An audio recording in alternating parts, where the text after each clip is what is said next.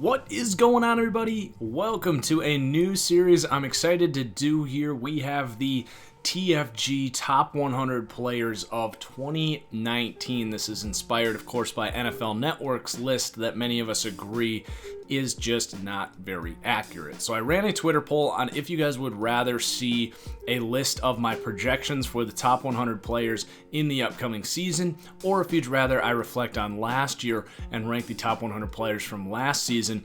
The results came in, and we are going to do some projections here and project what I think the 100 best players in 2019 will look like. So this series will be revealed in a 10-part series, 10 players at a time, a couple other qualifiers here. I do include a couple rookies here, not many.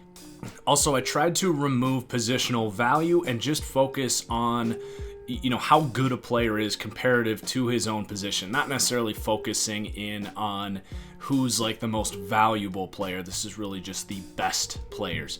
So let's get into it. I do have some omissions here. I have 6 players that did not quite make the cut here. So 106, TJ Hawkinson, rookie tight end of the Lions. I think will be a spectacular rookie. 105, Jesse Bates, just missing the cut here, but I do expect to have a fantastic season. Quan Alexander going from the Bucs over to the San Francisco 49ers. I expect to have a good season. Jadeveon Clowney at 103. Great player, just didn't quite make the cut amidst a league full of talented edge players.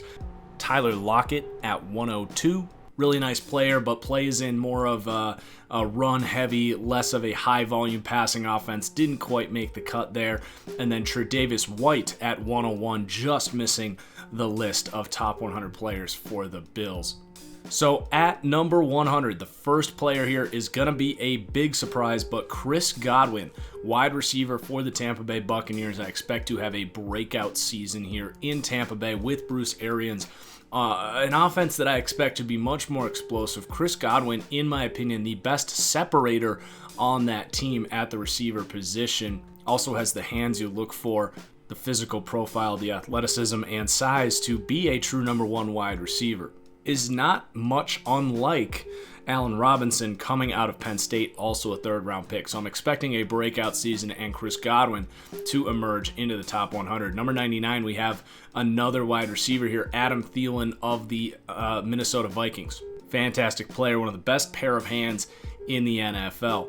The only reason he doesn't come in higher here is I do think he has kind of reached his ceiling here, and I may be projecting some bigger breakouts here for some other wide receivers and bigger seasons.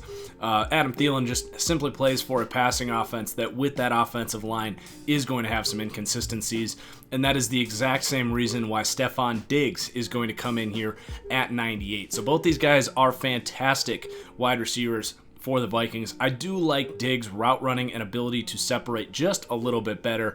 It is kind of hard to distinguish who is better between these two guys because they are both absolutely fantastic. Diggs does need to stay healthy for the entire season, but he does make my list of top 100 players. Moving past the wide receiver position, the number 97 player here, Lavonte David of the Tampa Bay Buccaneers. It can be pretty easy to be forgotten about as a defensive player for one of the worst defenses in the NFL, and I don't know if that's going to really change this year in Tampa Bay, but Lavonte David really is one of the best linebackers in the NFL. Doesn't often get brought up, not in the same tiers like Kuechly and Wagner, but with guys like Deion Jones, Jalen Smith, CJ Mosley. I do think Lavonte David deserves to be in that conversation for one of the best linebackers in the NFL. Number 96, Damon Harrison.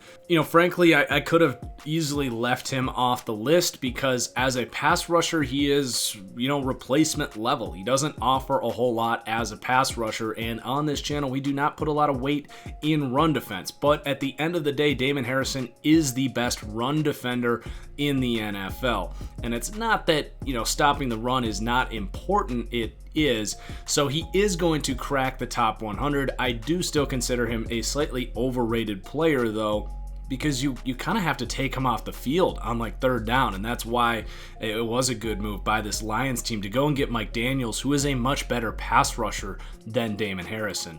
Number 95 here, we've got another Detroit Lion. And another breakout wide receiver this year, Kenny Golladay.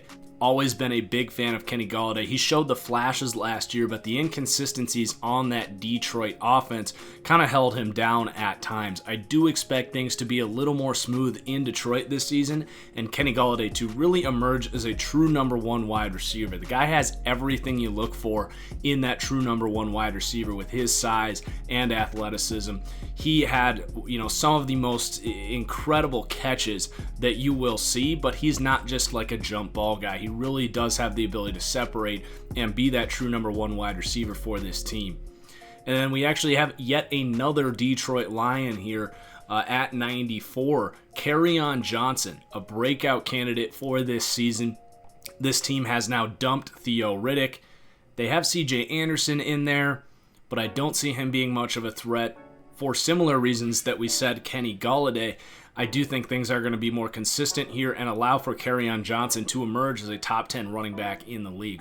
When he was out there last year, he looked extremely explosive. He has very smooth hands out of the backfield, can be a true 3-down back, and a big impact for this Lions game in every aspect of the team. Number 93, we've got a lot of NFC North action in the 91 to 100 list here. Harrison Smith, safety for the Minnesota Vikings. Just a couple years ago was probably a top 20 to 25 player on this list, if not top 10. Did show some step back last year, getting a little older, now on the wrong side of 30. But still an incredibly good player and a guy that I do think is going to have a better season than last year, actually, because last year was just an overall train wreck in Minnesota. So I do expect him to remain as a top 100 player, even if it's a little lower on this list. I guess Vikings fans are not going to be too happy with the start of this, but it is what it is. 92, I have a rookie here, Ed Oliver for the Buffalo Bills. I think he will enter as a total dominant interior pass rusher right out the gate. He has the surrounding talent there in Buffalo to really thrive. Great coaching. Already hearing good things out of training camp for whatever that's worth. I think a lot of teams are really going to regret letting him fall because he's quote-unquote undersized. And then the last player here, Leighton Vander Esch, young linebacker for the Dallas Cowboys. Had a really dominant rookie season. He's going to have the talent around him there in Dallas to repeat and continue to get better there as one of many insanely good linebackers in that rookie class from last season. So that's it. That's 91 through 100. We'll be back tomorrow with 81 through 90 and continue each day after that. So please do hit that like button. Excited to hear your feedback and comments. Cheers, and we'll see you for the next one. Peace out.